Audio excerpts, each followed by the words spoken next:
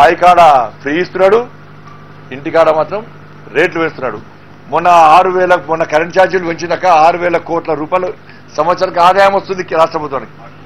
100 రూపాయలు వచ్చే ఒక్క ఇంటికి 100 రూపాయలు వచ్చే ఒక్క ఇంటికి దాదాపు 2,000 రూపాయలు వస్తుంది. ఇవాళ మళ్ళా పెంచుతూ 4,000 కోట్ల రూపాయల ఆదాయం రావడానికి ప్రయత్నం చేస్తున్నాడు. ఇప్పుడు 100 రూపాయలు వచ్చే ఇంటికి ఇప్పుడు 100 రూపాయలు 400 వస్తుండే, ఇప్పుడు 1000 రూపాయలు వస్తుంది. అదే 100 రూపాయల బిల్లు వస్తే 400 రూపాయలు పెరిగింది. ఈసారి మళ్ళా పెంచితే 1000 రూపాయలు వస్తుంది కరెంట్ ఛార్జీలు. దీనికి అంతటి కారణం ఏంటంటే ముఖ్యమంత్రి యొక్క అనాలోచిత విధానాలు. ఒక ప్రణాళిక లేదు, ఒక పద్ధతి లేదు.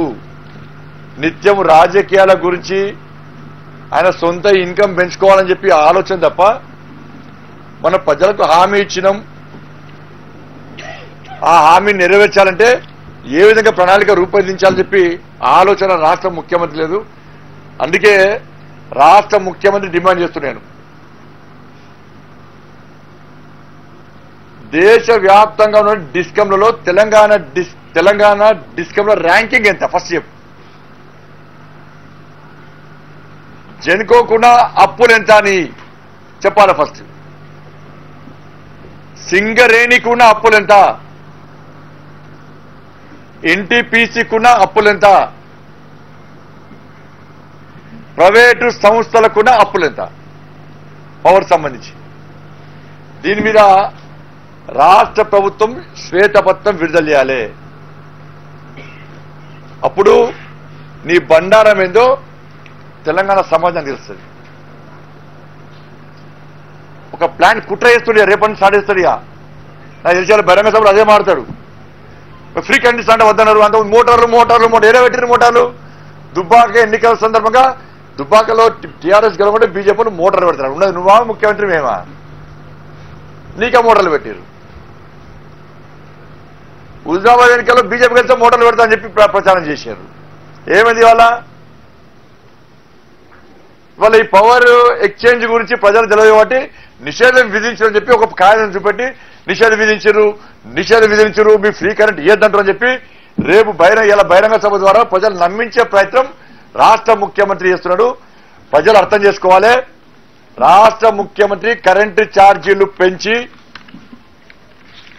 మనం నడ్డి విరుస్తూ ఉచిత కరెంటు ఇయ్యలేని పరిస్థితిలో రాష్ట్ర ముఖ్యమంత్రి ఉన్నాడు కాబట్టి, చేతనకాంతంలో ఉన్నాడు కాబట్టి ఆ నేరాన్ని కేంద్రం మీదకి నెట్టే ప్రయత్నం చేస్తున్నాడు. దీన్ని ప్రజలు గమనిస్తారు, గమనించాలని చెప్పి ఈ సందర్భంగా భారతీయ జనతా పార్టీ విజ్ఞప్తి చేస్తా ఉన్నది.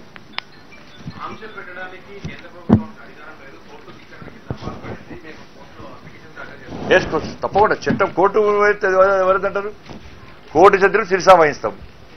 రేపు కోర్టు చెప్పదు కదా, నువ్వు ఇచ్చిన బకాయిలు కట్టకు, నువ్వు ఫ్రీగా కరెంట్ కనీసం నటించును, నీ ఫామ్ హౌస్లో కట్టకు, నువ్వు ప్రభుత్వ శాఖ నుంచి వచ్చేటువంటి డబ్బులు డిస్కౌంట్లో కట్టకు, ఉత్పత్తి సంస్థలు మొత్తం నష్టం కానీ దేశం మొత్తం అంధకారం కానీ అని కోర్టు చెప్పదు కదా. కొన్ని రోజులు కోర్టును నమ్మిస్తావు, చాలాసార్లు కోర్టును తప్పుతో నమ్మించినావు. రేపు కేంద్రం కూడా ఆదర్శత పూర్తి వివరిస్తుంది కదా, అప్పుడే తలకాయ ఎడబెట్టుకుంటావు నువ్వు.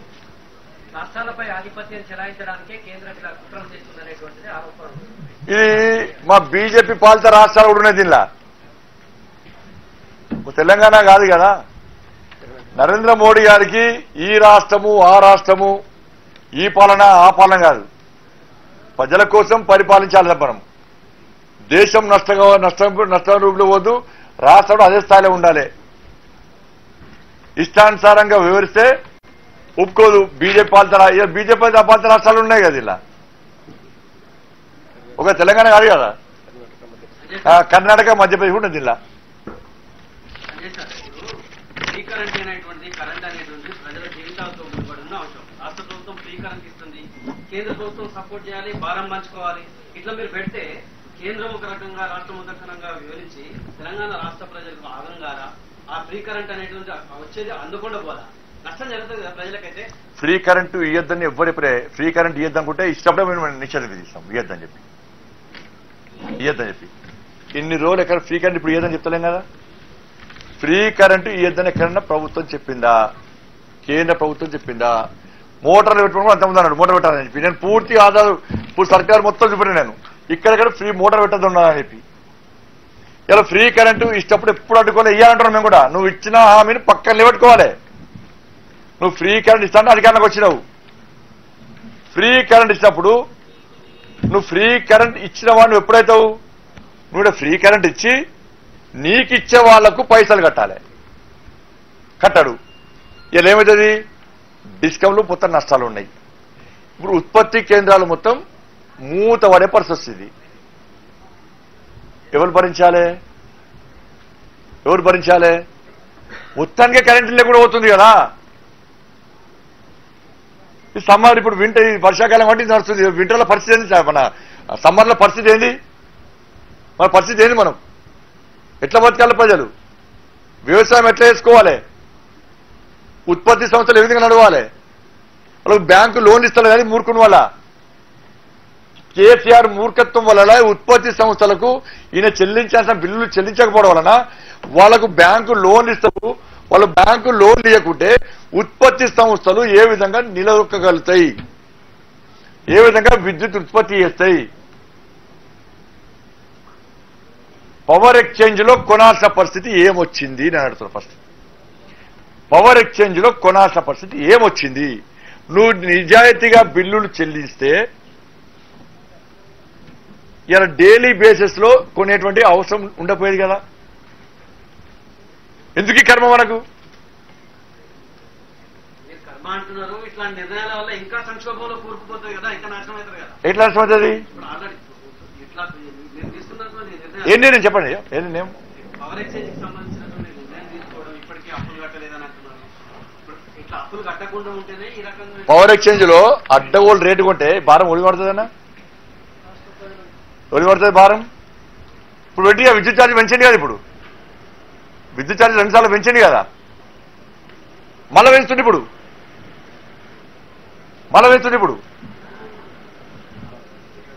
ఎన్ని రోజులు కొంటాడు? ఇప్పుడు ఓపెన్ పవర్ ఎక్స్చేంజ్ లో ఎన్ని రోజులు కొంటాడు? ఎన్నికల వరకు ఉంటాడు. తర్వాత చేసేస్తాడు. ఎత్తేసి ఏం చేస్తాడు? మళ్ళా తెలంగాణ రాష్ట్ర పరిస్థితి ఏంది ఇవాళ? ఇప్పుడు ఇదే చిత్రాల విషయం చెప్పినా కదా. ఓ కిరాణా షాప్ పోతాం, అప్పు పెడతాం. మనం గట్ట పైసలతోనే ఎప్ప కిరాణా షాప్ అనుకునేది. నువ్వు ఎగ్గొడితే కిరాణా షాప్ పూజ పడతావు పాపం, పుట్టగొట్టుడే.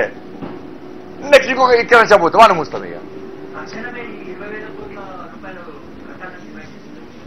ఇక మనం చెప్తా కడతారా ఏంది? ఎప్పుడో ఇప్పుడు కట్టమని.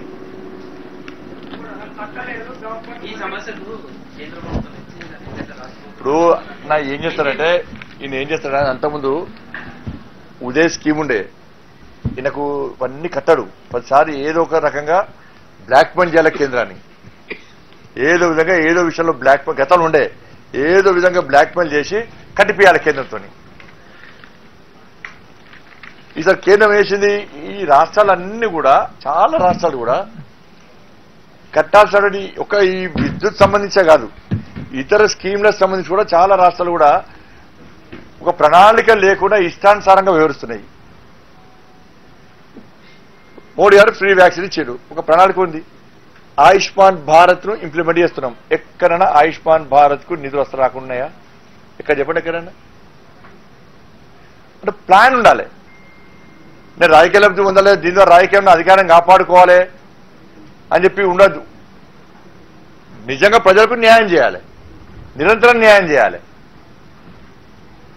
కానీ మంచి పెళ్లి కొడతావు కూడా సాగు కొడతావు. నన్ను ఉచిత కరెంట్ ఇస్తాను అందరూ సమర్థించిన శభాష్ అన్నారు. ప్రజలని నువ్వు ప్రభుత్వం అధికారం ఇచ్చే, నీకు ఉచిత కరెంట్ ఇస్తా అంటే ప్రజలు నీకు అధికారం ఇచ్చారు. నువ్వు ఏ ఆలోచనతో నేను ఉచిత కరెంట్ ఇస్తాను? ప్లాన్ ఉండాలి కదా నీకు. ఆ ప్లాన్ ప్రకారం పో.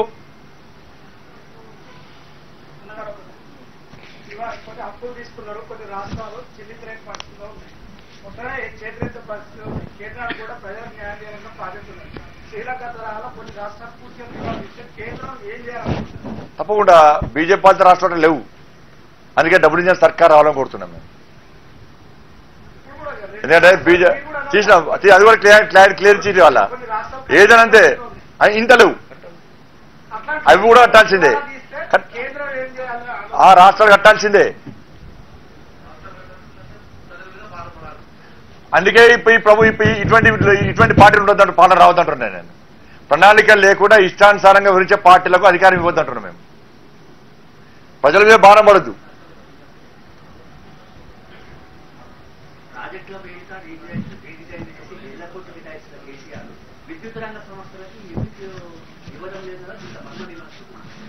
ఈ దీనిలో మతలబ్ ఏమిటో అడిగి చెప్తాం. మరి ఆయన మతలబ్ అంటే చెప్తాడా? ఇది కానీ ఆయన మునుగడద్దు. ఇప్పుడు మళ్ళీ మీరు అది పడతారు, బ్రేకింగ్ ఇది పెట్టారు. అసలు ఇంపార్టెంట్ బర్నింగ్ ఇష్యూ ఇది. ఏ రాష్ట్రంలో లేని విధంగా వజ్రోత్సవాలు నిర్వహిస్తుంటే బీజేపీ నాయకులు ప్రజాప్రతినిధులు ఇవాళ విద్యుత్ సంస్థల గురించి మాట్లాడదాం. ఇస్తాం, రేపు క్లారిటీ ఇస్తాం. ఇలా ముఖ్యమంత్రి రేపు సభ వేదిక కూడా క్లారిటీ ఇస్తాం. విద్యుత్ విషయంలో పక్కా క్లారిటీ ఇస్తాం. మోటార్లు పెడతారని చెప్పి నమ్మిస్తే దుబ్బాకలో ఉజాలో ఏడ మీటర్లు పెడతామని చెప్పి వాతలు పెట్టారు. ఇవాళ కూడా దీన్ని కూడా అందుకే వాస్తవ విషయాలు చెప్పడానికే మీది ఇలా మీ ద్వారా సమాధానం చెప్పే ప్రయత్నం చేసినాం.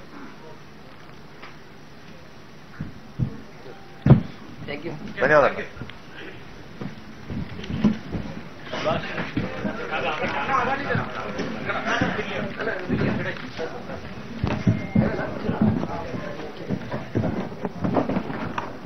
హాయ్ ఫ్రెండ్స్, మా టుడే టుమారో యూట్యూబ్ ఛానల్ చూస్తున్నందుకు చాలా థ్యాంక్స్. మరిన్ని లేటెస్ట్ వీడియోస్ కోసం వెంటనే సబ్స్క్రైబ్ చేయండి. అలాగే ఈ బెల్ ని కూడా రింగ్ చేసేయండి. మా నోటిఫికేషన్స్ అన్ని మీ మొబైల్లో వస్తాయి. అలాగే మా వీడియోస్ మీకు నచ్చితే లైక్ చేయండి, షేర్ చేయండి, నచ్చకపోతే కామెంట్ చేయండి.